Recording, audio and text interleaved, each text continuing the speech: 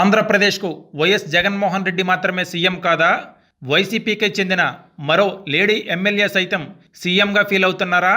అంటే ఇప్పుడు ఈ ప్రశ్నలకు వైసీపీ వర్గాల్లోనే అవుననే గుసగుసలు వినిపిస్తున్నాయి.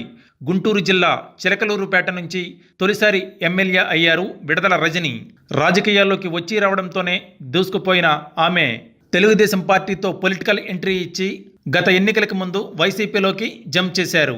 ఎమ్మెల్యే అయిన 6-7 నెలల నుంచే మంత్రి పదవి కోసం తెగ ట్రై చేసిన ఆమె ప్రచారం విషయంలో మాత్రం ఎప్పుడూ మీడియాలో నానుతూనే ఉంటారు. రజని ఎమ్మెల్యేగా గెలిచి ఏడాదిన్నర కాలంలో నియోజకవర్గానికి ఏ ఒక్క ప్రాజెక్టు కూడా మంజూరు చేయించుకోలేదన్న విమర్శలు ఉన్నాయి. ఇక నియోజకవర్గంలో రహదారుల పరిస్థితి అధ్వాన్నంగా ఉంది. తాగునీటి సమస్యలు తీవ్రంగా ఉన్నాయని, సమస్యలు ఎన్ని ఉన్నా ఆమె మాత్రం మీడియాలో ఫోకస్ అయ్యేందుకే ప్రాధాన్యం ఇస్తూ ఉంటారని వైసీపీ నేతల నుంచే తీవ్రమైన విమర్శలు ఉన్నాయి. ఇక సొంత పార్టీ నేతలతోనే ఆమెకు ఎంతమాత్రం పొసగటం లేదు. నరసరావుపేట ఎంపీ లావు శ్రీకృష్ణదేవరాయలతో పాటు జిల్లాలో ఒకరిద్దరు సొంత పార్టీ నేతలతోనే ఆమెకు ఎంతమాత్రం పొసగటం లేదు.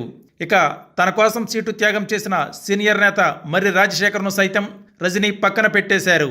చిలకలూరుపేట నియోజకవర్గానికి ఏమాత్రం సంబంధం లేని కడప స్టీల్ ప్లాంట్ ప్రారంభోత్సవం జరిగిన, విజిలెన్స్ ఇంటెలిజెన్స్ విభాగం ఏర్పాటైన, రాష్ట్రంలో ఏ అభివృద్ధి పథకం ప్రారంభమైన ఆ అంశాలపై పోస్టర్లు, కటౌట్లు వేసుకుని సోషల్ మీడియాలో ప్రచారం చేసుకోవటం రజనీకే చెల్లిందని వైసీపీ నేతలే చెవులు కొరుక్కుంటున్నారు.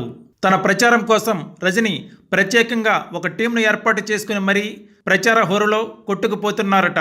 ఇంకా చెప్పాలంటే జగన్ తర్వాత తనే ఈ ప్రాజెక్టులన్నింటినీ ఏపీకి తీసుకువస్తున్నట్టు కూడా రజని బిల్డప్ ఇస్తోందని వైసీపీ నేతలే కదులుగా చెప్పుకుంటున్న పరిస్థితి పేటలో కనిపిస్తోంది. చిలకలూరుపేట నియోజకవర్గంలో కోకొల్లులుగా ఉన్న సమస్యలను గాలి కొదిలేసి ప్రభుత్వం తీసుకునే విధాన నిర్ణయాలను కూడా తన క్రెడిట్ ఖాతాలో వేసుకోవటం రజనీకే చెల్లిందని నియోజకవర్గ ప్రజలు కూడా ముక్కున వేలేసుకుంటున్నారు. ఏదేమైనా గడిచిన ఏడాదిన్నర కాలంగా నియోజకవర్గ సమస్యలు పట్టని రజని ప్రచార స్టంట్కు జనాలు తీవ్ర ఆగ్రహంతో ఉన్నారు.